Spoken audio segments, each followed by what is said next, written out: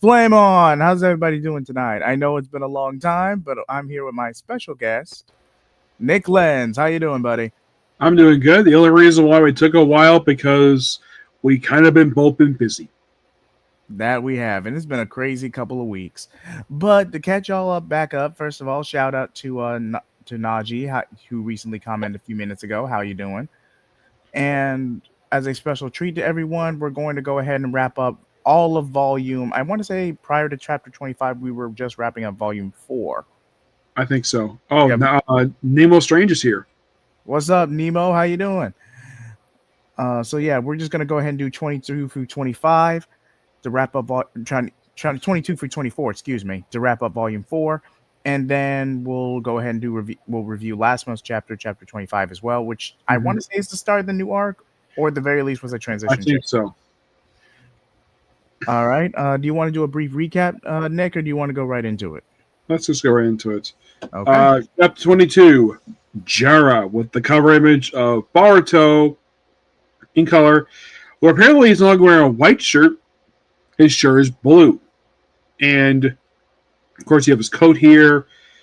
And, of course, he's having Sasuke's sword.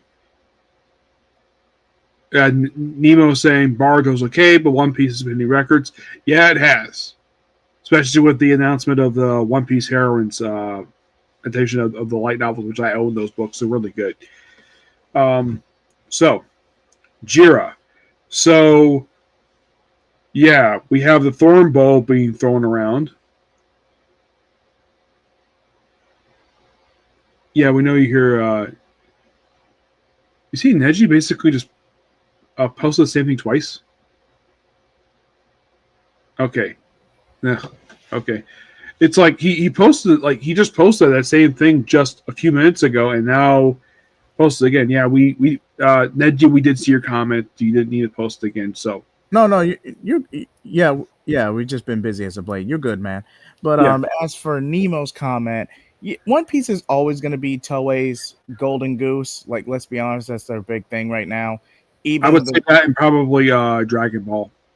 Dragon Ball, not as much because fun fact, quick tangent. I know we'll be very quick with this, but quick tangent.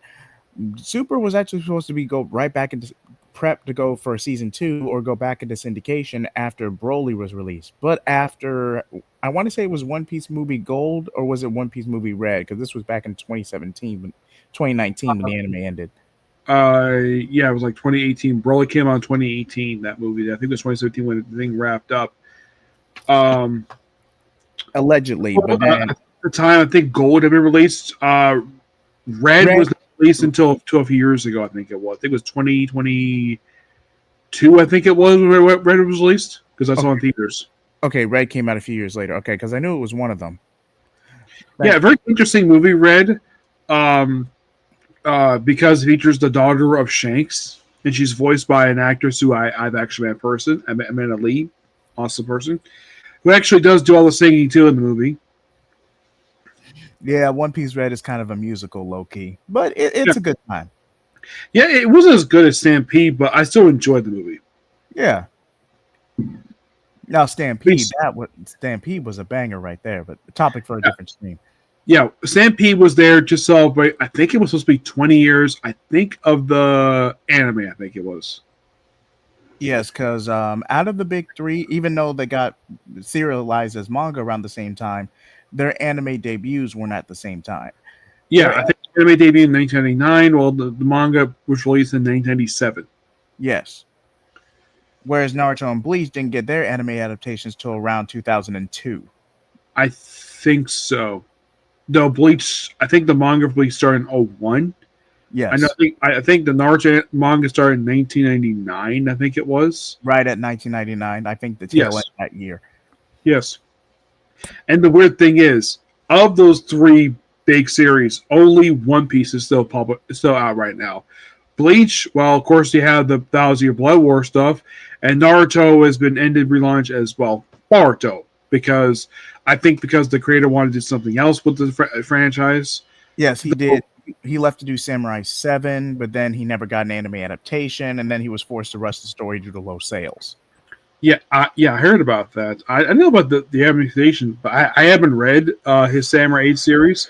It's I know. actually pretty good. I mean, yeah, I hate that Kishimoto genuinely wanted to do something new, and he ended up getting pressured back into doing Boruto again. But Naruto slash Boruto, excuse me. But if you actually take the time to read Samurai 8, it's actually pretty good. I've heard of rumors because people begged him to do more Naruto because people love Naruto, even though he wanted to move on.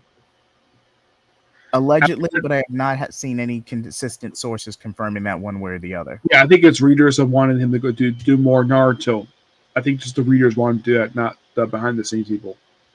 Agreed. So, of course, he was when the Boruto manga first started.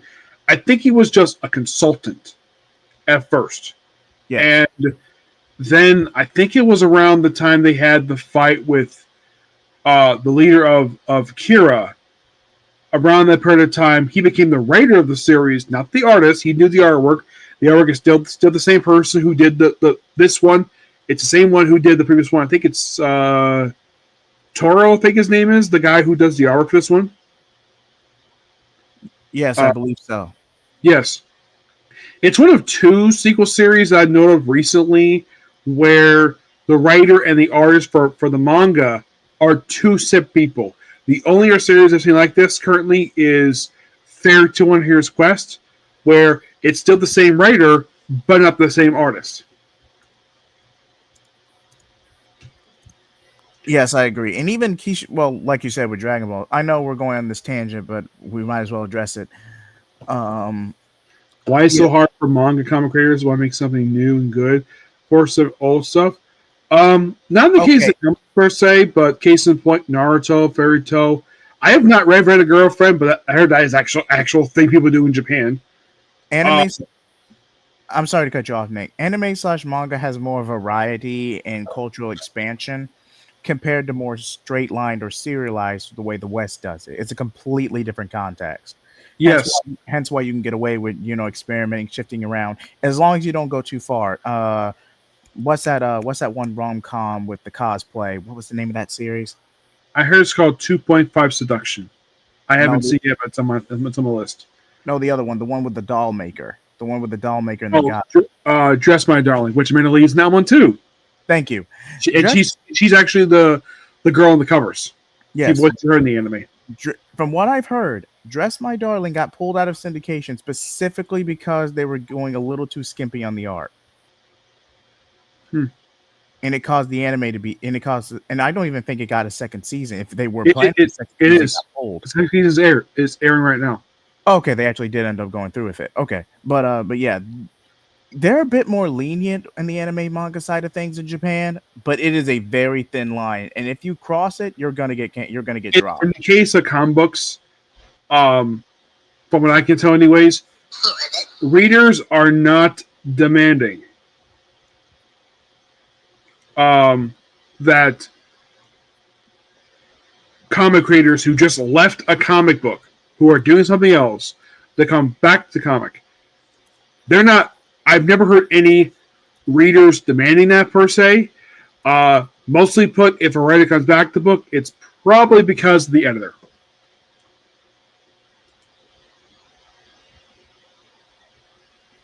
Yeah. I just wanted to add that what I said in the private chat was basically casuals, especially with if you actually factor what's been going on the past 5 years globally. You have a lot of casuals who got a little bit into anime, but then end up slipping into the deeper stuff. And then you have the opposite side of the spectrum where they just want more of the same. Gateway shonen animes, especially where they want more of the same. Mm-hmm. Sure, Shueisha and Dragon Ball were essentially writing off nostalgia with Dragon Ball Super, but at least they were honest about it for all intents and Yeah, and purposes. Daima was something else. Oh, did you hear what the editor of the Dragon Ball manga said about the Daima anime? Yes, and there's a reason to there's I mean, he's not okay, I'm not going to comment too much on that on the Naruto stream, but that's definitely a follow-up video. But Yeah, the thing for my opinion is I actually enjoyed Daima. yeah, for what it was, yeah, for a standalone adventure, it was an actual story. Granted, a self-contained one, but it was an actual overarching story that gave And you an plus, it overview. expanded upon stuff that was mentioned in Dragon Ball Z. Yes. So Whereas it's with So what is so wrong with Daima? That's the Does it question. does it directly connect to Toriyama's original vision or even the Renaissance with Super? Not directly. Maybe more so Z than Super because I'm not going to spoil Diamond because the English dub is still going. If it did wrap up, it was recently. It did. Okay, the dub did wrap up. Okay, thank you. But I know we'll get back to Boruto momentarily, ladies and gentlemen. But with Daima, as an canon, is kind of there are different continuities. You have the manga, the original syndication slash DB Dragon Ball and DBZ anime respectively, GT, and then what I like to call the Super Renaissance with Battle of Gods, Resurrection F, and Super itself. You can't really intertwine one with the other because there's going to be contradictions. Daima fits most of these, with the exception of GT because again, they're just GTs might as well be standalone because it can't really connect with anything else outside of Super Saiyan 4. It really can't. Yeah, especially since basically, I know it's a bit of a spoiler, but we did see that in Daima, Yes, a different design, but yes, and I'm kind of like, I thought, here's my estimate of why he appeared there: fan service. pretty much. Because people love Super Saiyan 4, and if it had been for debut Super Saiyan 4 in GT, we would not get Gear 4 in One Piece. It was a direct inspiration, yes. Yes, and also Gear 5 is based upon Super Saiyan God. Really, but that's what the thing about Oda. He went all in on the Toon Force. Like he was just super wacky with it. But again, topic for a different stream. I think it's more the design wise, not the tune stuff. I think it's more design wise is heavily inspired by it because Luffy's hair changes color to white, even though that Goku's hair changes like red or blue. But I would say take inspiration from that than the cartoon stuff, basically because people love cartoons. Silly cartoons is like Tom and Jerry. Oh, so you think it's an aesthetic choice? Yes. I get the fact why he decided to take inspiration from Dragon Ball Z because why wouldn't he? Because Naruto and One Piece take a lot of inspiration from Dragon Ball Z. Not much with Bleach per se. Like there are references here and there, but the mangaka for Bleach doesn't go too far with it. If I'm making sense, I would say the only thing that is similar to Dragon Ball Z is the fact that Ichigo is a bit overpowered. Kishimoto and the mangaka for Bleach kind of played more off each other than anything, with Madara Aizen being having a similar structure, and Ichigo being like somewhat OP. Would you agree? I agree. Though the thing is, the one thing that Ichigo has over Naruto, at least his hair is not yellow; it's orange. Because that was the thing, basically. Because like I think he's like the only male protagonist I have ever seen from a manga series where his hair is orange. I've never heard any other one where the lead character has an orange hair color. Have you? I'm sure, like Hinata from that dodgeball anime, from that volleyball anime. Was it? I forget the name of it, but you see, it's there. They're just that particular hair color is few and far between. Yeah, it's more like I would say the more popular hair colors are black, blonde. I'd say probably pink because that tends to pop up, especially with Naruto with Sakura, and blue. Those four tend to be the most popular ones, along with red. People, there's always characters who tend to have red hair, but not a lot of them per se. In the case of Naruto, the only redhead I know of in the show is Gaara and his father. Both have red hair. I think Conqueror's got red hair too, if I'm not mistaken. Though Tamari is a blonde. Yes. Does Conqueror have red hair? I think he does. It's something we very rare. I think here's the thing about Conqueror.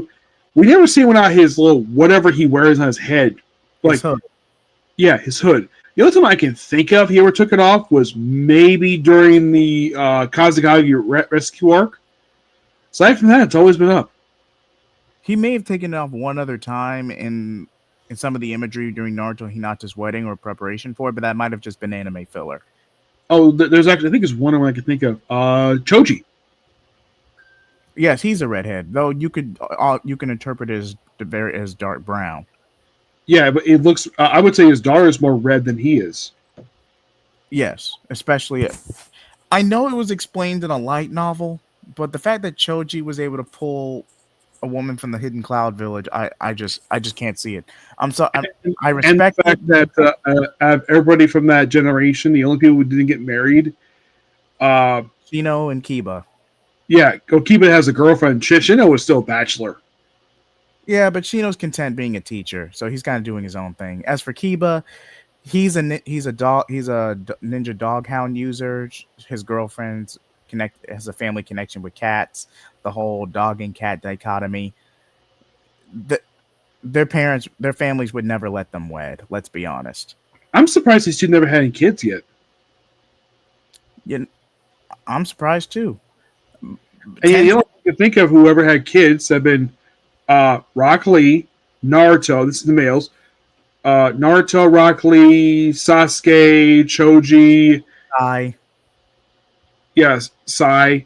Oh, you already said Sai. I'm sorry. Yeah, Sasuke and Sai. So basically, about some of them, but not all of them. Oh, Shikamaru. Yes, and they were paired with just about the majority of the overall Konoha 12, with the exception of Neji because he was obviously killed off in the war. Kiba and Shino we've already mentioned, though, and Tenten. Though there was a fan theory going around for the longest time that Rock Lee and Tenten could have trauma bonded after the war, and that's how they ended up with Metal Lee. Which I mean, it's human. It's a likely outcome. It's just, especially considering that Boruto was marketed to an even younger demographic than Naruto was. I don't see the higher ups at Studio Pierrot directly advocating or marketing that. yeah, it's one thing about the Boruto series has never been explained. Like people know who a lot of these other characters' parents are, but not Metal Lee. You know who his dad is, Yeah, but yeah. but not his mother. I think I remember one filler art where Rock Lee was infatuated with a civilian girl, but it was for a filler arc, and she was never mentioned again. I highly doubt Kishimoto basically he very rarely take inspiration from the anime. The only one I could think of to take inspiration from the anime and to put in the manga, besides him, the Temple Guardians to give Asuma more backstory. yes, um, the guy who's the host of the Six Tailed Slug. Oh, I forget his Jinchuriki's name, but I know who you're talking about. Yeah, he was the anime original, and then they made him canon with the manga after his appearance in the anime.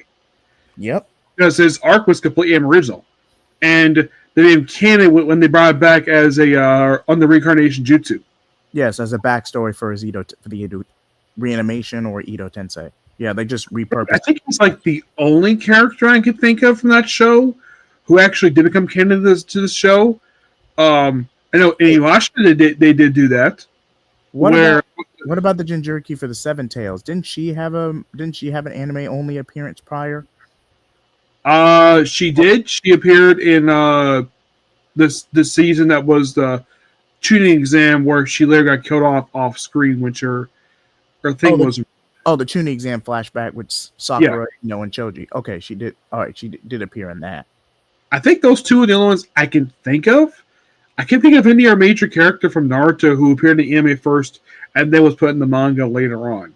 With Boruto, there was Metal Lee. I mean, because he did get canonized if you're going off the manga rather than just going by the movie alone. So Sumire, but she was technically, although she never got a manga appearance, she did debut in the light novels. Yeah, but she did appear in the manga after the show. Yes. I think it was in chapter 17 during the Owl arc. That's where she first showed up in the manga. Yes. And in that arc, they actually referenced the trip to Hidemisto, so that made that arc from Boruto canon. I want to say that arc was based off a light novel as well, but I could be wrong. Yeah. But back to Two Blue Vortex. We've been on this tangent for about 5 minutes now. Yeah. So we have this ball throwing here, and then We have, I think this is Jura, I think his name is, the guy who's the leader of these fragments of the ten tails. He's taking out the claw people. Actually, I think he's making more of them. Actually, he's coming out. He's using claw. He's using the ability used by, I'm trying to think, what was his name? Code. He's using Code's ability where he just scratches at something and he comes out of that.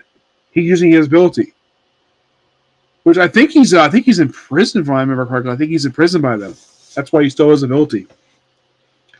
Just like how Bug is in prison too.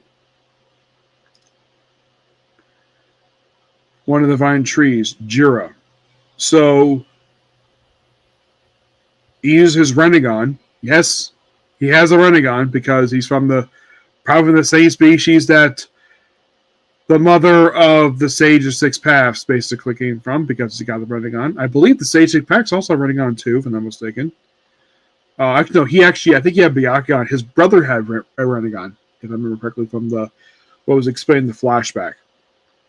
So they had this, oh, look, a Thorn Bulb, and then, yeah, mysterious Thorn Bulb, and lots of stuff with the Thorn Bulb. Throw it around. Jura chases after it. There's an explosion. And then Boruto uses his Rasengan on him, which I think he's getting better at it, because originally he had just a Vantage Rasengan, and now he's getting better at it.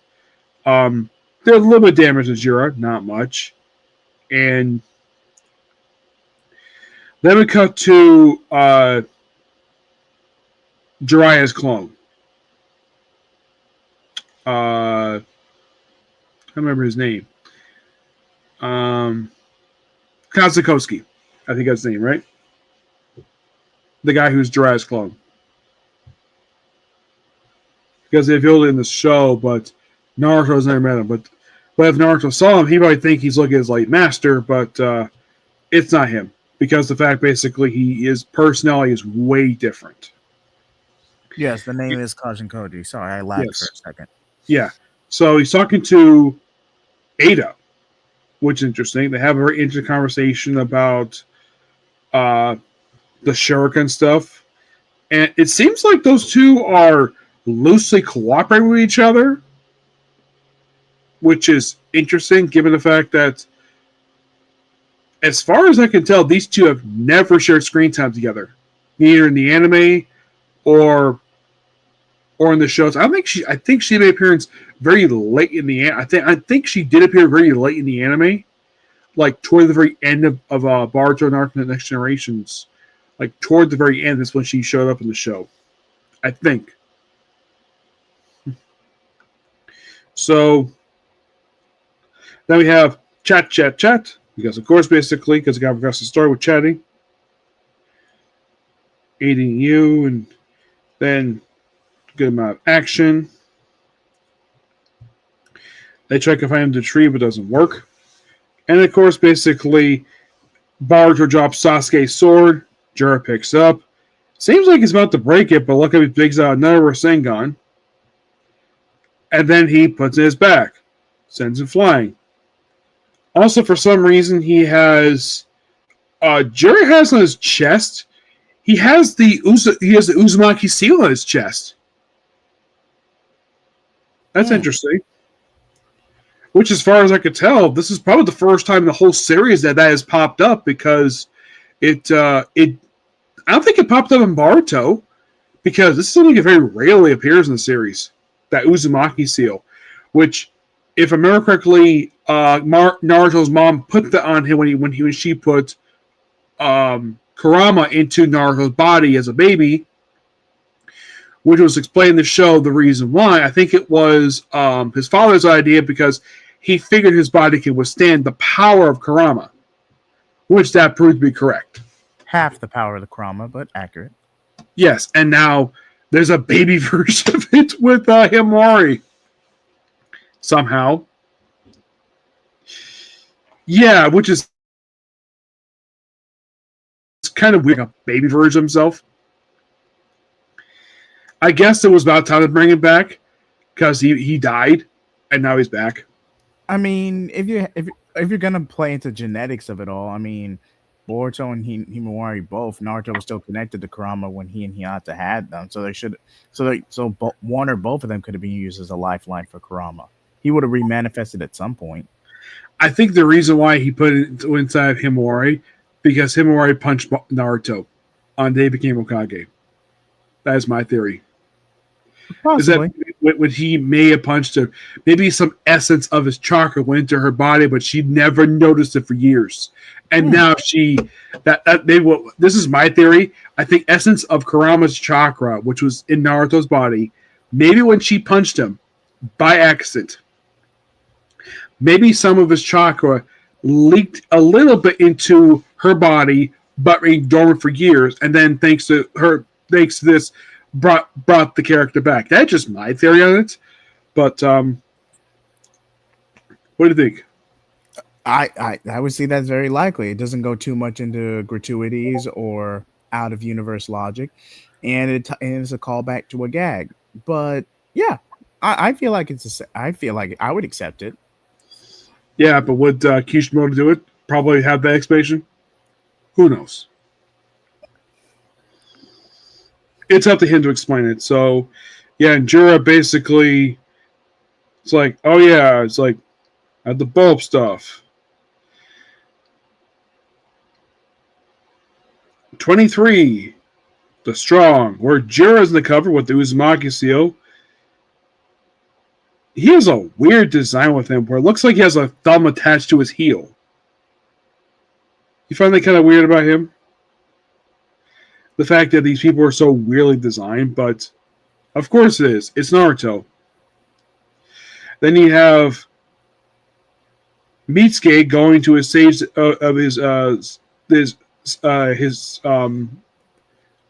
snake sage mode, which in the show he was banned by his own father from using it in front of people. But yeah, apparently post time skip he's allowed to use it. Do you Hmm. find that kind of weird that he is allowed to use no problem with any consequences, but yet it couldn't be before? Because remember that flashback episode where his father said, okay, you can keep that bill to me, you cannot show that in front of people at all. For reasons never explained. I So then we agree. have, I think it's, and then Mitsuke calms down, picks up Sadara. Actually, he picks up Sadara, and he tells Konohamaru to pick up um, Yoda, and of course, basically looking for a bulb. Yeah, kill Missouri, and of course, basically now we continue the fight between Boruto and Jura, which it's a brawl. And Naruto takes out Sasuke's. He gets the sword back, slices right at him, and chops one of his legs off. He's like, "Oh, impressive! Why? Because they chopped apart one of your legs, dude." And somehow, some way, and then Naruto manages to say use purple lightning, which I'm like, wait a minute. Okay, now for that, in the in the actual volumes themselves, at least the actual main volumes of Part One, it was confirmed in some of the added material that Boruto did learn Purple Lightning at some point. I think it's a version of Chidori, isn't it? Yes, or at least yes, to where it's a replacement for Shidori due to Kakashi losing Obito Sharingan after the war. Because I remember his Chidori was, I think it was blue. Yes. And the only person who can use it besides Kakashi, it was Sasuke. Yes. Which I think when you see him in that last season of Shippuden, he actually still uses it. He can still use it, no problem. He was taught that by by Kakashi during the tuning exam. The original one, the one that lasted for what was like two or three seasons of the anime. Yeah, the the filler arcs, the filler leading up to Naruto and Jiraiya's training trip. Syndication, that was like 3 years worth of filler. Yeah, I think because they wanted maybe for the manga to put out more material in that period of time. That's probably the reason why they do filler. Yeah, And and then basically, Naruto was because people love watching Naruto, so put out more Naruto until we get this. This fact that people reading the manga knew, yeah, he already basically changed his clothes. He left with Jiraiya, and you can kind of assume that all that filler took place in a period of 3 months. I'm just assuming that, given how much time passed, given the fact, yes, it because they mentioned, I think it was they had one minor time skip before they had the time skip where, okay, so you have Naruto looking for Sasuke, and then like he's now all of a sudden 3 months later he's off with Jiraiya on his yeah, journey. I think I remember this art. Is where they have a lead at one of Orochimaru's nearby hideouts. They go to investigate it, only discover that Sasuke, Orochimaru, and Kabuto had already fled it. They had, Yeah, they had missed them by a couple of days. yeah, I remember correctly in the filler they actually do go to one of the hideout scene in the canon stuff. It was the one where the entrance is kind of like in the woods. Yes, With right past the border outside the Land of Fire. Yeah, yeah, they did go there in filler, but they never went there in canon. no, not in the main canon material. No, it was abandoned. Yeah, I think that was the only hideout that they ever went to that was Orochimaru's that was shown in the canon stuff that I could think of, because in the filler stuff, because they did go to one of his other hideouts in the second arc of Naruto Shippuden. They did, leading up to the bridge arc with Kabuto and Sasori. Yeah, but that wasn't the hideout in part one. That was a separate hideout. Yeah, it was a separate one, which begs the question. Like, I think a lot of people who watch the anime are like, why couldn't they go to the place sooner? Because they never thought of it. Yeah, and apparently, I think it was. I think prior to the time skip, Orochimaru had just took a new body because that was his. Kimimaru's, I believe. No, Kimimaru was being prepped to be Orochimaru's vessel, but he had to sacrifice him to buy time to smuggle Sasuke out of the Land of Fire. So Orochimaru ended up settling for another vessel. Yeah, who was? They revealed in a filler episode that his sister was looking for him, and then eventually that guy became Orochimaru. Somehow, it's a weird thing with Orochimaru, which how he has this thing of swapping bodies, and you could say they kind of show this when Sasuke killed Orochimaru. Yes, he did attempt. As we all know, he did attempt to use the technique on Sasuke. Sasuke overpowered him and ended up absorbing Orochimaru into himself. And then he got revived by using the curse mark. Well, the curse marks are extensions of Orochimaru himself. So It just in terms of logic of the anime, it just seems so bizarre of a way to bring back a character, a freaking curse mark. even at least with the Totsuka, at least leading up to the final battle with Itachi and the Totsuka blade, it made sense. Although Sasuke outmaneuvered Orochimaru, he would still be influenced by him. So Itachi drew the battle just long enough to use the Totsuka blade to bait Orochimaru out of him, to use the Totsuka blade to seal him away. Okay, makes sense.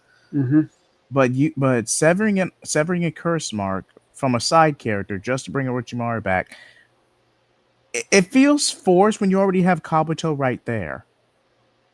Yeah.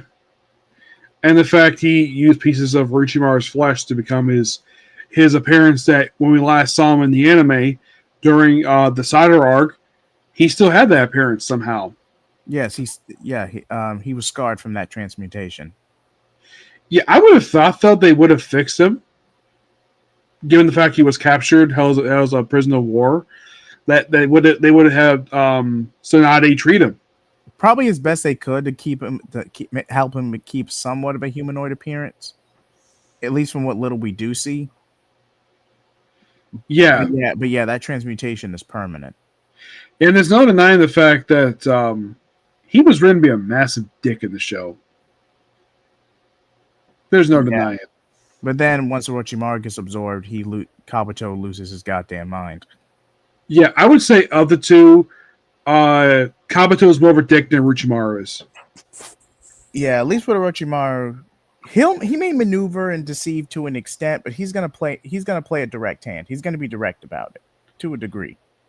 Yeah, and you also have this thing where after the Third Ninja War, I think it was the Third Ninja was after he killed Thurokage, he kept having this thing where like his arms itched like crazy because they took away his ability to cast jutsu, and then him getting a new body finally cured him of the itches, but he still couldn't perform jutsus because Thurokage stealed that from him. Yeah, he lost the use of chakra in both of his arms.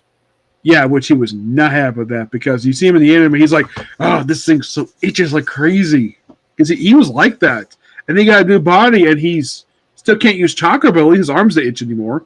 It's only when he wait. When did he get chakra in his arms again? After he was revived from Uncle's curse mark. Uh, Because he no, not necessarily. He still, I think he got his jutsu back when they brought back that Grim Reaper. oh with the Reaper mask. Yeah, and that what got back his jutsu. Okay, he got yeah because he got his chakra back. Okay, Yeah. So back to this. So he gets Simon gets sword, and of course. By the way, I've noticed basically this armband on Konohamaru's arm. I'm not sure what the armband is for. Do you? I get the fact he's a. Don't think what was his rank. I think he's not a Chunin. Johnny. Yeah, he's a Jonin, but why does he wear this mark? Oh, he's wearing this armband for? It just makes no sense. Maybe as a stylistic choice, most people just wear their headbands on their arm or on their head. Because I know the symbol for hidden leaf is basically the The leaf, leaf. yes. Sand is the hourglass. The cloud is A cloud. yeah. The blood mist or the hidden mist. It's more like a water. No, not a waterfall. More That's like rain. more like rain. Yeah, and the Waterfall Village, which is where that Lucky Seven one came from, Hmm. it's just a literal waterfall. I think Kakuzu was from the land of waterfall too. Yes. And somehow the girl was a fan of his, despite the fact he never read it before. She probably heard tales of him, how he rivaled the first Hokage in battle, something only Madara could do, and lived to tell the tale. And I'm sure he probably has the case of like, oh, don't meet your hero because he practically murdered her. I'm He sure. took away- I'm sure. That's probably the closest Kakuzu was ever merciful when it comes to capturing the Biju and siphoning their chakra. Like, okay, she's a fan of me. She's from my homeland. Let's let's at least knock her unconscious before we siphon her chakra. Let's at least be merciful about it. Yeah, and those two were the only ones who were not like anime original characters to actually be from the village that anybody knew of. Because anybody from the village was completely unoriginal. The village itself is canon, but anime from there is most of it introduced in anime filler. Yes. So yeah, Bard uses Baiju bombs. That's what Jura says, and they continue their fight all over the place. No more chopping of limbs. He even has basically uses Code's ability to get this. He chips the blade of Sasuke's sword. By the way, in case anybody's curious, Sasuke. Now, some people in some series do have names for their swords, or swords have names. Sasuke's sword is just a simple katana. It has no special value. It's just associated with him because he has carried a sword with him ever since the time skip. He's always had a katana with him. That's just him. He probably got that from Kakashi. Or Sakura as a wedding gift. We'll probably never get an origin for Sasuke's sword. Because I remember he had it prior to the wedding. Their wedding, anyways. Because I remember he had it post time skip. He carried it on his waist. And then he still had it post war when he had that. I thought that was a separate sword with a black hilt, not the wooden one. Yeah. Yeah, but it's a really nice looking blade. I'm just surprised it took so long to chip it. And the thing is, the way he had it, because he only has one arm, because the way people draw swords is that they do it from the opposite side of their sword hand. So it's like you can't have basically someone pull a sword from with their right hand, like bam. It just doesn't look right. So what they do is they pull from the, because I've seen it in movies. They basically, like, if the sword is basically with the right hand, and they have the sword on the left side of their hip, not like Deadpool who has on his back. He just do this, whoosh, because even English like doing that too. In their because I've seen their movies when they have their knight, they have the sword on the opposite side of the regular hand they normally use. Basically, a lot of people it's the right hand, some people are left-handed. It's inverse angling, so you can catch the movements better. Yeah, like it's not just like this in manga. It's like this any point. It just for some people it probably look awkward if you use this hand to put it on this side for the sword. Take for example Zoro. When he draws a sword, he does this. That's what he does. A hilt on both sides, and then just dual wield. That's a more practical use. Yeah, and that's the primary reason for it. I mean, the Japanese use it. The English use it. Heck, American soldiers when they wear dress uniforms, they did the same thing. So it's nothing unusual. And those of you curious, like, is there any ninja who appears in Naruto ever wear a sword in the back? I think only two that I could think of. Kakashi and Sai. Because he wielded the executioner's blade on his back. Yeah, but I'm like a normal sword, not like the executioner's blade. Okay. Especially for the show itself. But those two ones I could think of, but that was only one sword, not two. Because sometimes basically you see pictures of ninjas where they have two swords in their back because they can't carry them on their sides because they need something really quick to grab whenever they need something for their assassinations they do. So they have like Killer Bee with his 8-sword style. Yeah. That's the only exception. Yeah. Though I think in the case of Zoro, he has the way he has it is that he when he draws his swords is that I think he has like all three on one side, but I think occasionally when he draws a sword, he does move one sword to the other side so it can draw them better. Because it just look, and I think that in the case of Sasuke, I think he lost his, if I remember correctly, I think during the fourth Greninja, I think he lost his left arm. Sasuke lost his left arm. Naruto lost his right. Yeah, but Naruto got a replacement arm. Yeah, and Sasuke said no because he deserved to lose it. So because he lost his left arm, that's who got the sword. Yep. Yeah. So, and of course, Ada and Kachikoji is witnessing this battle, and then we got this weird moment where somebody's witnessing from like some film reel. Maybe it's Jura's ability to look from film reel. Other people were seeing a blow, and then for some weird reason, someone decides to shoot the thing through his eye, and that person happens to be Naruto's adopted brother, Kawaki. Yes. I'm like, wow, where the heck have you been? I mean, you've been absent since like the first few chapters, because I think he's been conscious. There was a brief skirmish during the homecoming arc. Kawaki gets knocked out, and with the exception, the Ryu. Would you count the Ryu fight as an arc in of itself, or just a fight? I think so, because it's like he's not playing a big role in this. I mean, he's supposed to be like, Naruto's rival in the series, but he's barely appeared. And so I think for some people it's been a while because Two Blue Vortex. Like the previous Boruto series is monthly. So ain't enough kill you, you monster. Everyone's shocked the fact he's even there. Yeah. And then Delta's there too. What? Delta too? Like, that's surprising. It's something though. Of all members of Kira, they basically had two turn on them. Well, Delta was knocked unconscious, and then they have like she wakes up in their body. I think she's supposed to be like an android. Delta, like an android, or at least someone who's got cybernetics who wakes up in new bodies every time. Because their first body in our Boruto series was destroyed by Naruto. So then of course Kawaki seems like there was another spirit. Actually no, it's not a spear.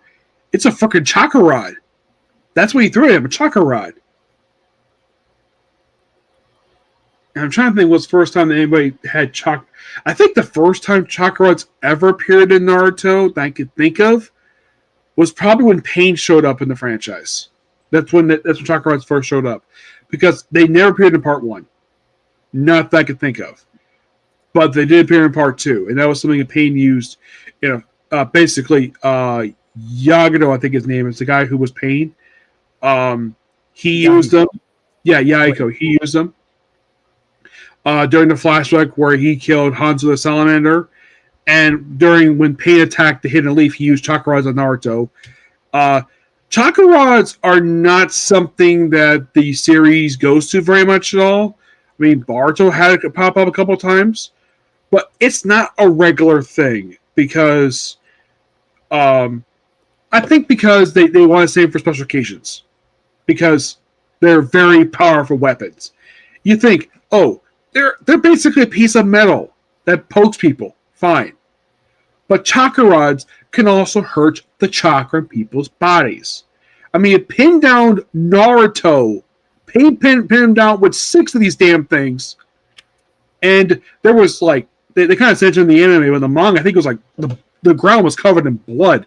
And Naruto was barely, like, he was able to barely survive that. He was able to get all of that stuff was because Hinata basically knocked some of them out. And also because he went to his tail beast mode.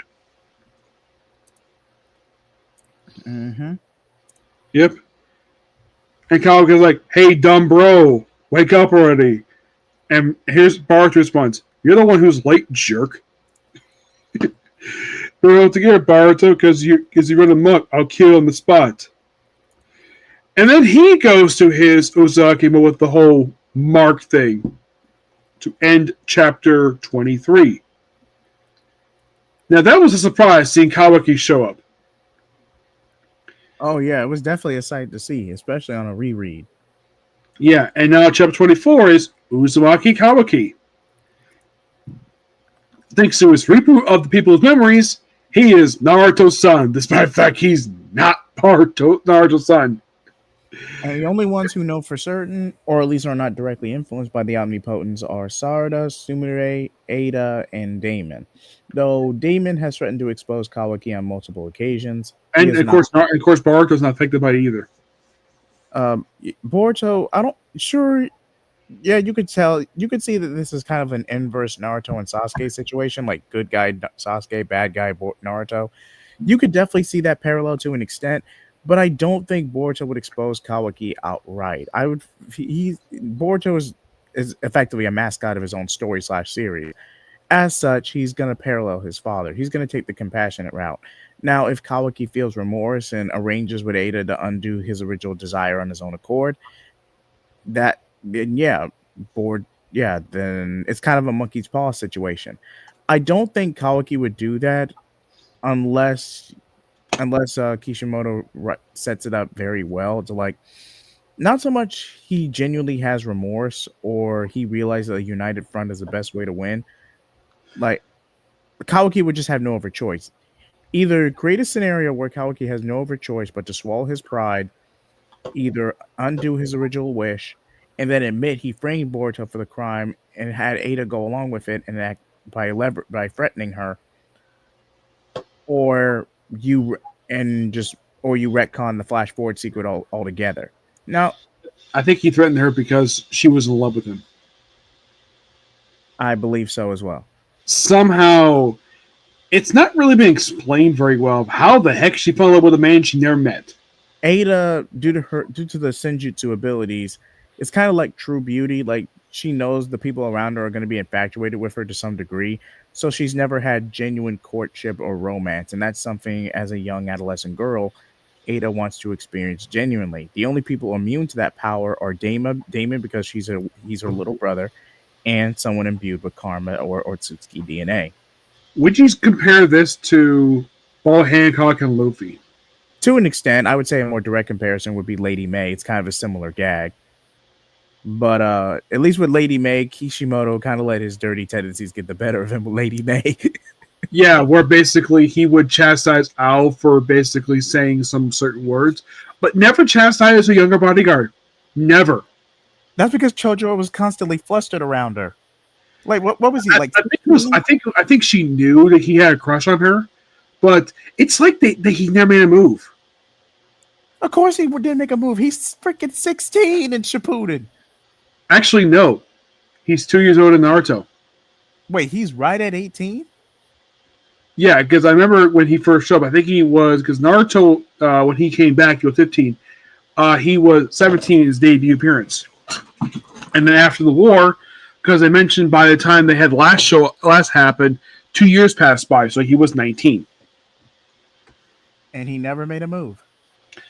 I would have thought he would, especially when he took over her job. It was never confirmed whether he made a move or not. It was obvious he had a crush on her. Given the fact that he blushed every time he saw her. Whenever they were alone together, he would blush her, and I'm sure she noticed. She's like, yeah.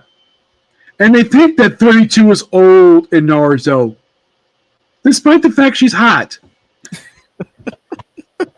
Heck, even currently.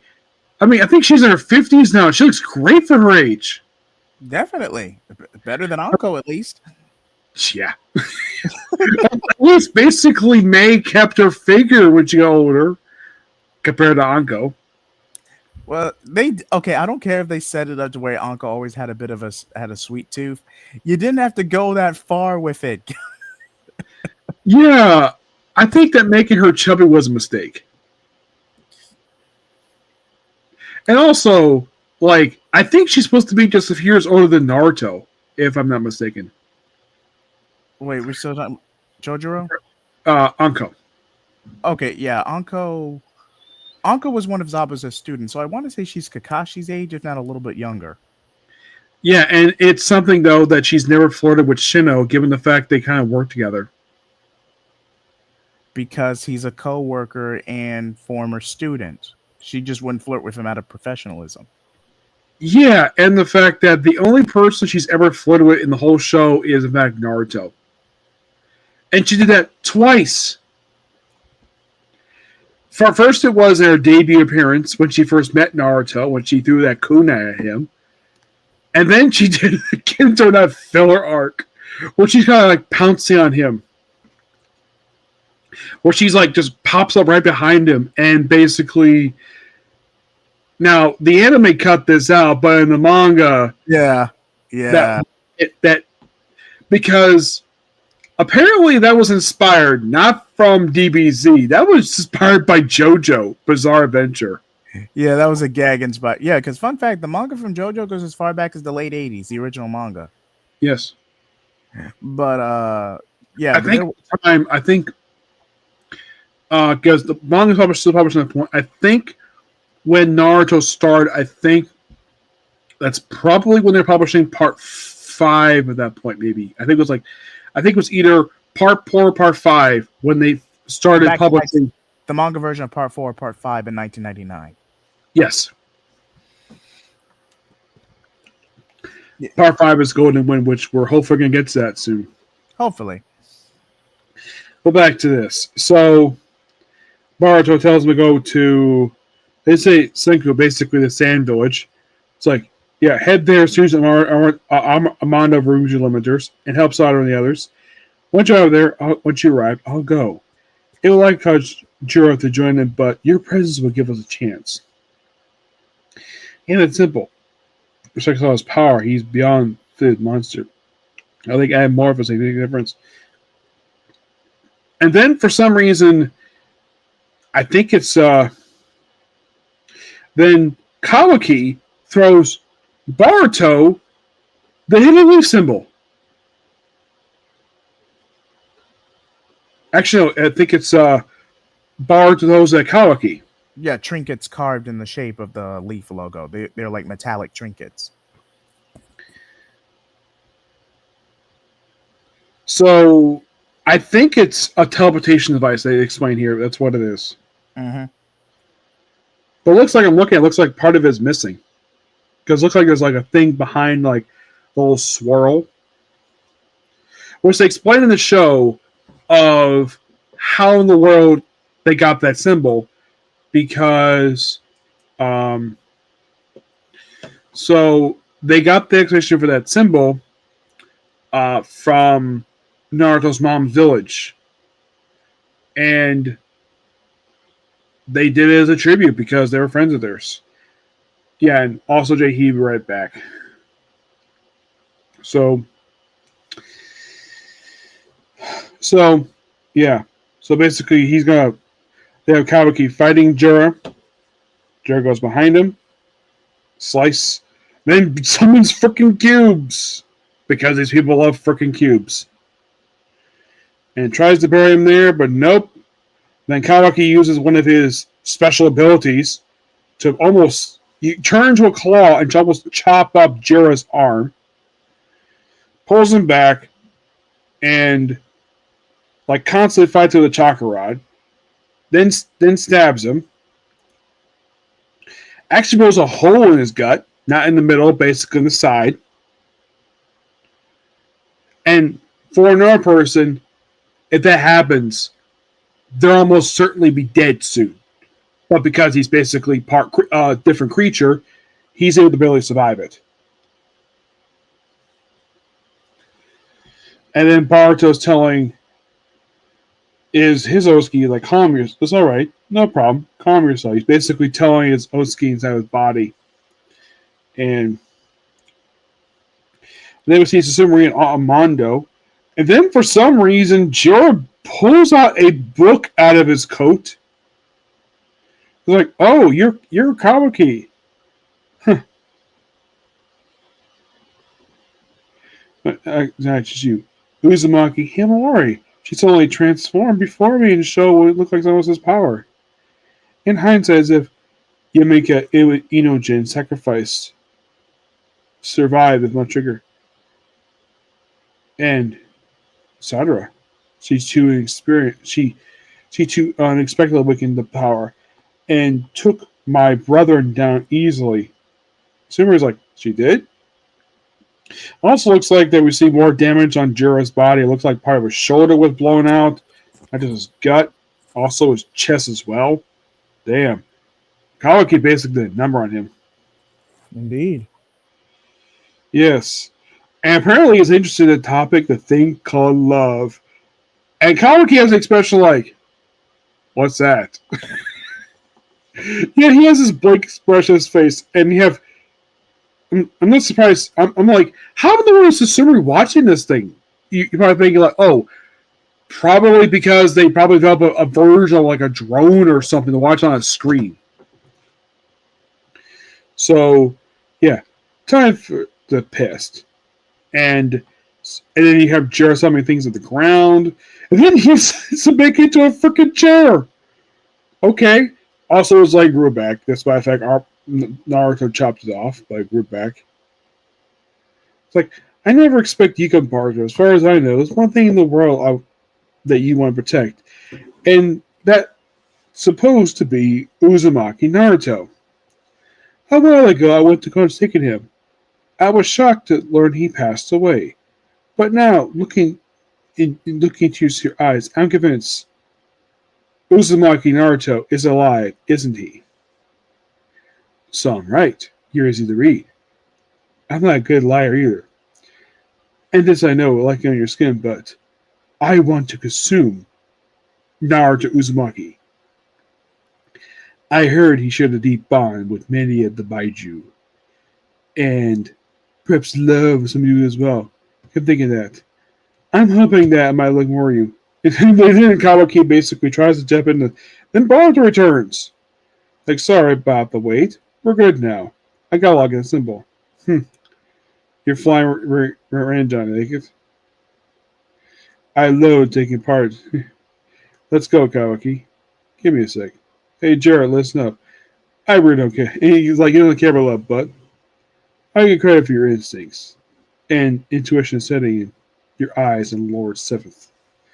That's my stand, though. He will dab my hand, I swear on it. Amusing. Thank you for being frank with me. I'm done. He's like, okay. Kawaki. I'm glad we talked. Let's meet again. Then Kawaki gives the middle finger to him. I never thought I'd see that in Japanese manga. The middle finger. He flipped the bird to him. You He don't see it as flipped much as you that used to. guy. You don't see it as much as you used to.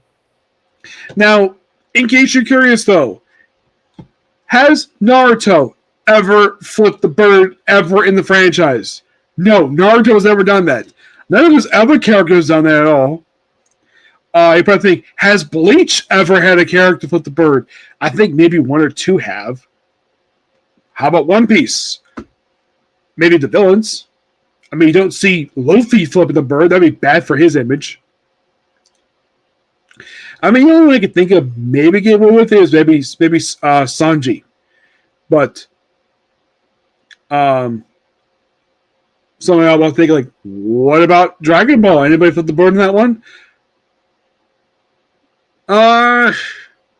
Multiple times. Bulma and OG Dragon Ball, Vegeta a couple of times.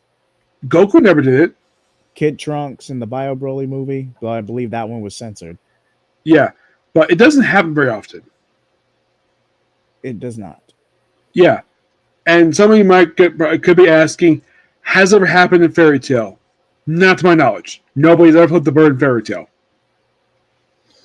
At least Hiramasha basically is very sensitive with that. So of course, when they paint, you have Sayo just relaxing up against the ground. So, and then Kawaki just kicks Konohama in the face. It's like, what are you doing?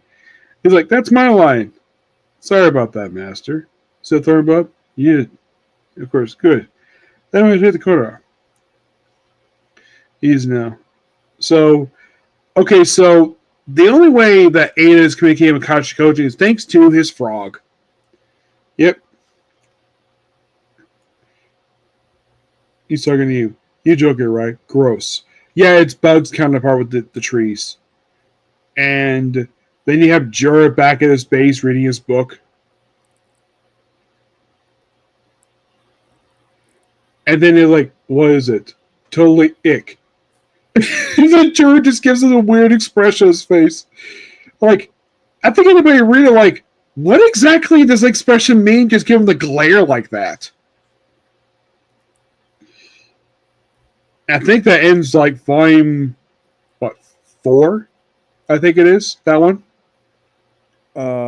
Yes, for chapter 24, that at least if we're going off standard, if we're not counting like extra bonus content or bonus chapters in the releases, that would, at least on paper, be considered the end of volume 4. Yep.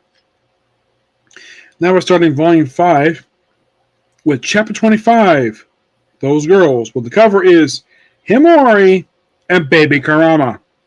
And I can't see it because you have to look it up to see the image. But really cool image. Apparently, Himori's shirt is yellow.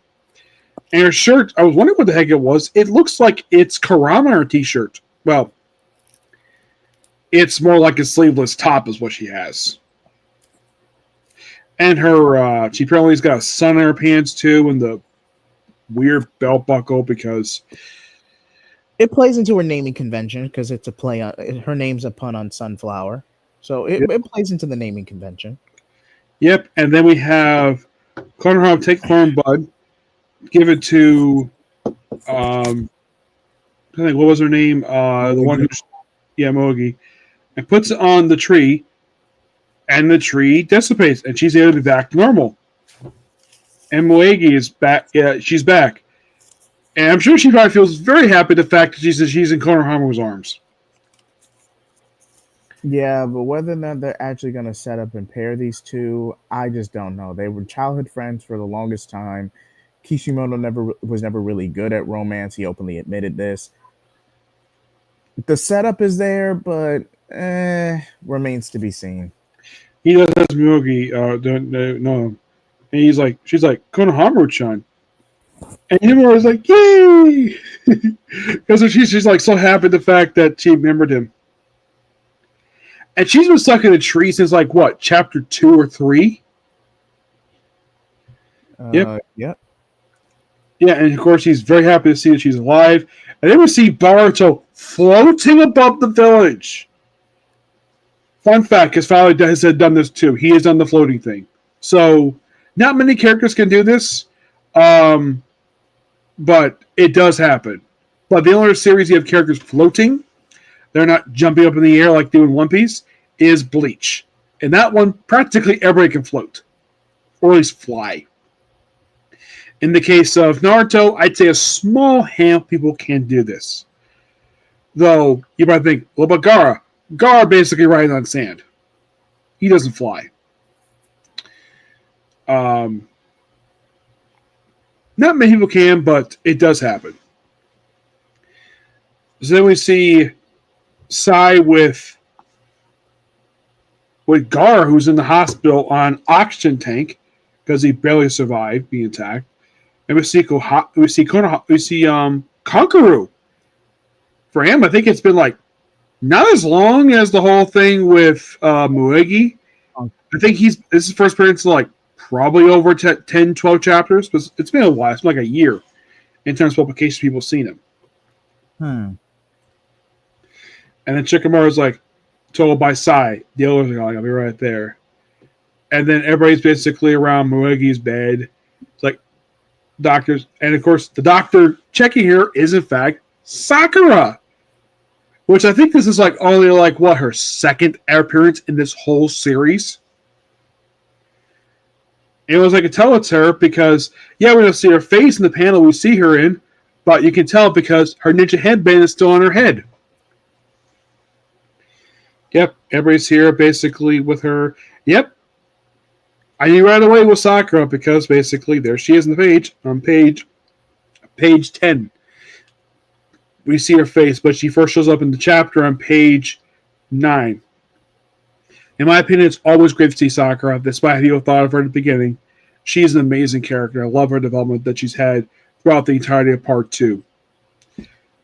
In the manga, she wasn't as bad. It was more so the dub than anything. What they describe her as useless. Yeah, the dub, they just made her useless and obnoxious, not to mention... And please, everybody, do not blame Katie Higgins for that. That is not her do it. That's not her fault. That character's written that way. That's people who wrote the script for that one. Yep. Because she actually did a really good job voicing Sakura. There's no denying that. Oh, great performance all around. Great performance. And I met her. I met her last year in Orlando. It was kind of late in the day. She's like very tired. She thought basically the last DVD the DVD get the other side. She thought it was a video game. She was like so out of it, but she was very happy to sign it. Well, that's good, man. Congratulations. Yep, and you're gonna love this. Eno's voice actor is gonna be at a convention I'm going to this weekend. Nice. And I believe she was also the voice of Konohamaru in the show. Colleen O'Shaughnessy. I think she was. I don't think she voiced him when he became an adult. I think it was a different voice actor. Either way. Yeah. Everyone's very happy. Now, Himori calling her master is interesting. Like, did she become Himori's teacher during a time skip? Because it seems like that she did. Or maybe she's calling her that out of respect. Yeah, I think she might have mentored her briefly. But it's kind of like but whether she's officially assigned to a Genin squadron, I don't know. Yeah. And then she says, thank you, Konohamaru-chan. Which, those of you curious, though, did he or she ever call Konohamaru-chan in the anime? In the dub, no. You probably think in the sub, no. I think in the manga she did. But never in the anime. Never did. And some might thinking like with the whole honorifics thing, it's Japan.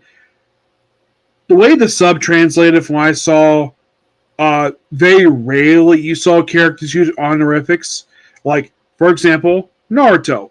The only person who just saw honorific was Hinata. She was the only person who ever did. Everyone else just simply called him Naruto. Mm-hmm. And she called him Naruto-kun. The whole series.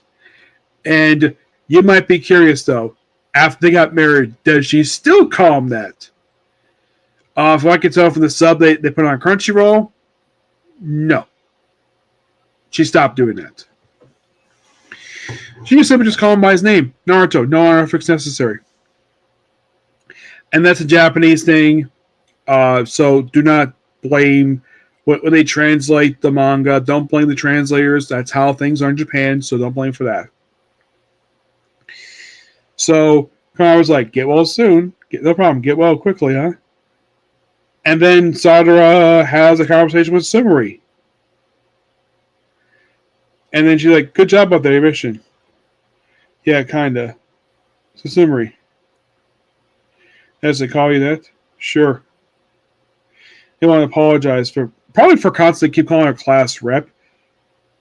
But I'm glad the fact that they're no longer in the academy. There's no reason to call her that. So, like this apology from several chapters ago, this probably was necessary for Kishima to throw in here because he's writing the series. This is what he's doing the artwork. So, and then we have a flashback to when they were in school where Sumeri is mostly wearing a different version of the outfit. Now, those of you still in my stance on Sadara's outfit, do you like the manga outfit better or the anime outfit better? In my honest opinion, the anime outfit was a lot better than the manga one. Because the manga one is her with the open front, with a scarf around her neck. I like her anime outfit better. Yes, she kind of dresses like her mom, but it looks good on her. What do you think, Jahee? I agree. Yeah, and at least basically that I'm glad that they altered that scene from that movie Bandits arc. You know, I'm talking about when they changed it to the end. I'm like, oh, thank God they changed that because I've been kind of dumb that shit over a teenage girl. A girl who's like 12. That'd be very inappropriate to show on TV. That's okay for the manga, but don't show on TV. That'd be so inappropriate. You know what I'm talking, right? Yeah, I know each other. But which actually, cheap plug, we might actually do an anime predictions video eventually. Yes. So then she confirms like, I wasn't lying. Not back then. She's like, I had utterly no interest in Bart at that point. If it didn't take up any space in my thoughts. Then one day I realized I was spending more and more time with him, thinking about him. You know, so many troubles to follow him, he always had mine. The constant work with my teammates. I started to confuse whether my feelings were only existed because on the same team or something more. Okay, so those of you probably curious before I continue, they did slightly hint at this in the original Boruto movie that she may have had a crush on Boruto, but it was never present in the main series. Never at all. That was only hinted at in the movie because she did blush at Boruto, but it never was followed up on at all. The anime adaptation of that movie never followed up at all. So I think what they're kind of confirming here is that possibility that Sadara may actually have feelings for Boruto. I would agree as well. Yes, and Kishima had a hand in the movie too, so he's basically you can think of him as referencing that movie here, but bring it more in a different place than what they had in the movie. At least they're not chasing a panda before the tuning exam started, like they did in the movie. I mean, come on, a panda? Seriously? Yep. He's like, but spending energy obsessively over things like made her a complete loser, which means whether any right to become a Kage. Like, etc. You see, says that running. And she confirms, yes, she does like Boruto. And that's like, I wanted to help him make him stronger. It makes me think I like him become a Kage. He's like, these are new feelings. And she's like, I already knew a long time ago how you felt, Sadra. It was totally obvious. And so they kind of confirmed they knew each other, both had things for Baruto. I'm like, Baruto, you lucky man to have two girls fall for you, right? I suppose so. Yeah, but I highly doubt Kishima will go a harem out with Baruto. I highly doubt he'll do that. No, no, no, no. He's got burned by the shipping wars before. He's not going to risk that again. Yeah, but having Baruto have two women like him, that's kind of different. Because the only person who had thing for Naruto the whole time was Hinata. She was the only one. Yeah, there were characters like original characters I think for, but in canon wise, just Hinata. She was the only confirmed did. Sakura, That was more of a boyhood crush than anything. yeah,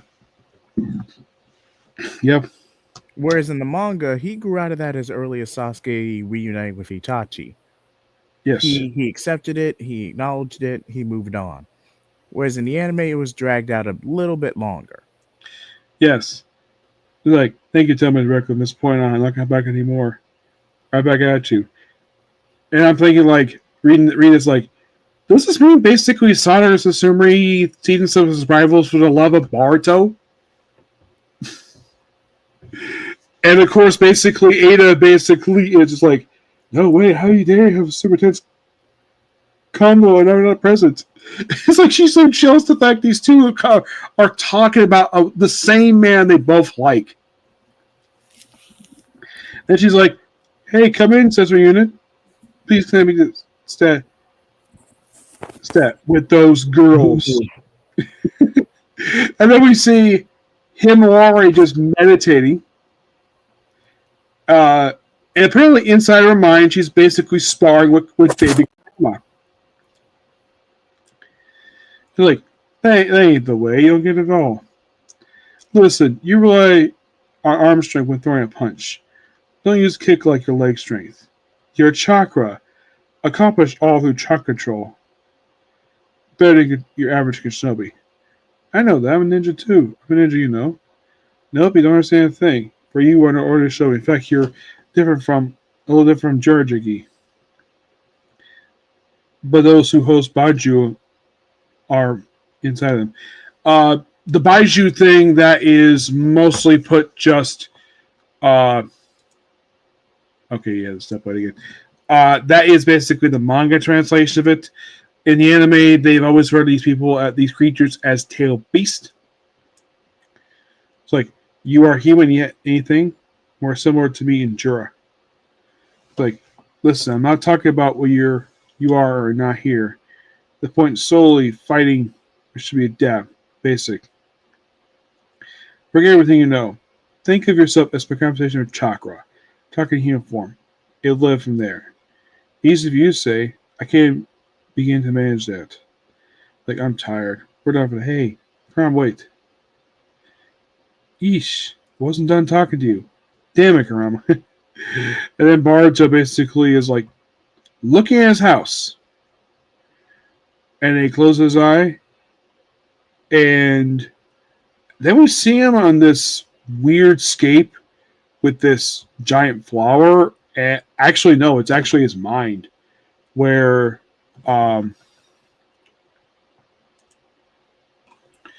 he's talking to Momonosuke, the guy who he fought in the movie, which they brought in the show. What's going into you? Make you seek you out. Yo, freeloader, as Soki as ever, see. I'm feeling depressing. Hold on. Here's other things going well. The day Kawaki killed you. So, of course, basically, it's like, if he ask you something, could you let me hand? Let me let me on. Hear me out. I do plan to compensate you. If you ever take out Jura, I'll give you my body. You can have everything you want. And then we have Sadara and Sumeri talking like, it's likely Bart himself hasn't picked up on how we feel about him. Likely. Oh, he definitely has no clue. Honestly, that's what's so enduring about him. And that's the chapter.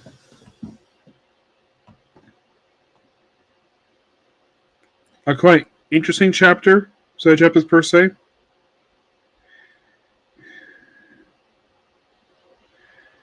I mean, it felt like basically we accomplished a lot with these few chapters.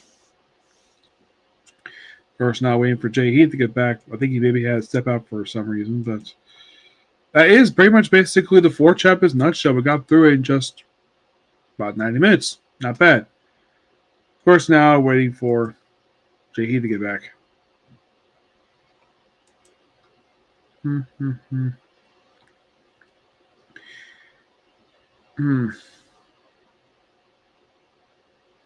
Anyone wants to comment, basically go right ahead.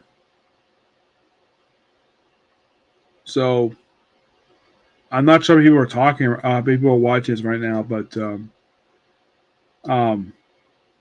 we're probably going to be close to wrapping this up. Oh, and if you're really curious, anybody's watching, the very next chapter, 2 Blue Vortex, comes out in 2 days. Comes out, let's see, today is the 17th. It comes out Friday. Yep, comes out Friday. We probably won't talk about it until Sunday, maybe, because, well, I can't actually do streams on Thursday and Fridays because I have a stream on Discord.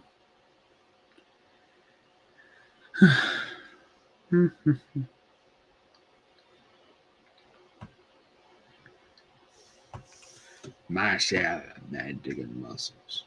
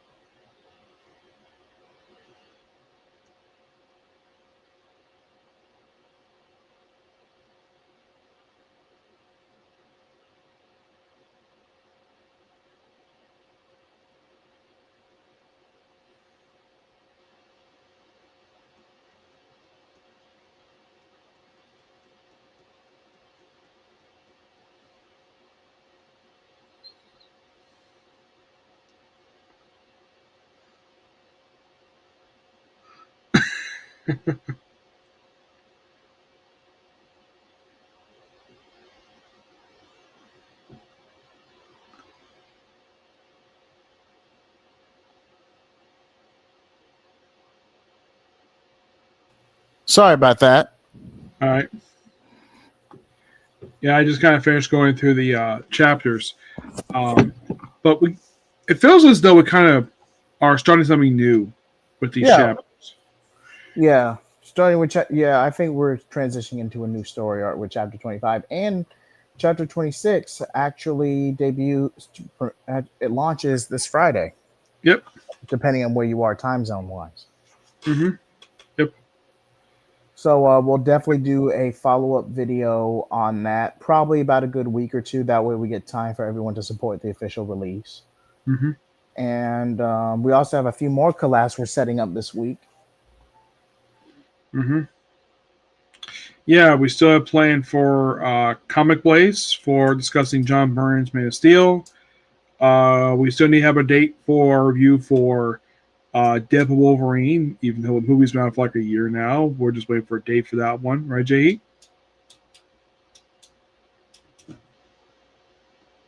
Jay? Sorry about that. Technical difficulties. But yes, we are setting up Comic Blaze with John Byrne's Superman run, and I believe we're trying an Anime Blaze with JoJo Bizarre Adventure Part 3, or did we decide on a different topic? I think because the last time we discussed, I think it was we already did Star Wars. I think we already did Diamonds Unbreakable. I think the last one we're going to do before we do something else for a bit is going to be I think it's going to be Golden Wind. Golden Wind. Okay, so didn't we do Diamonds Unbreakable last time? Okay, parts 1 and 2 we did back to back. Then we did season 3. Then we did season. Hold on, did we ever do season 4? Season 1 adapted the first 2 parts. Season 2 adapted part 3. Season 3 did part 4. Yes. And then now, we're right at Golden Wind. We're right. Okay. Yeah. Okay. Yeah, A what's season I watched when it aired. yep. The only one that actually I watched when it came out because Stone Ocean was released in course. Mm-hmm. I think it was like 3 course. I think it was.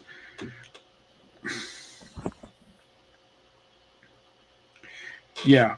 As we're going to do as a replacement for that, um, I think you said you were going to do a poll, right, JE? Uh, Deadpool, yes. Shows we can review. Oh, I mean, for anime. anime. Yeah, there were some other series I was looking into, like doing a catch up on the individual arcs of the Boruto series. Maybe doing some classic anime like Yu Yu Hakusho. That I feel like that could be fun to go through again and rewatch. Maybe, I but I just watched it like 8 years ago. That show. it's a classic. Yep, it's a show that the creator basically took inspiration for his next series, Hunter x Hunter, which is still not finished yet. I did hear recently that they're going to release more chapters soon. Indeed.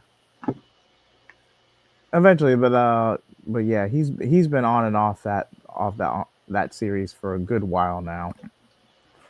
Yeah. But hopefully I can get back to a consistent streaming and content schedule. You'll see an official update either on my Twitter or my new Twitch account jheat752. So please feel free to follow those. Yep. And I look and once again, Nick, it was great having you, and I look forward to our next collab, man. Anything else you want to promote or reach out before we wrap up? Um, I have several anime I'm doing tomorrow. I'm basically I've like because I didn't get to my anime I was going to hope I get a chance to do today. Um, but I'm going to do. I think it's going to be over like 6 anime reviews. I'm going to do tomorrow. Plus one new anime I'm starting up tomorrow, which is going to be Trapped in a Dating Sim, which should be interesting. And after finish that one, I'm going to do Loner Life in Another World. All right, sounds promising. But with that being said, please be on the lookout for updates in the next coming days. Like, comment, subscribe. Thank you all so much for joining us tonight.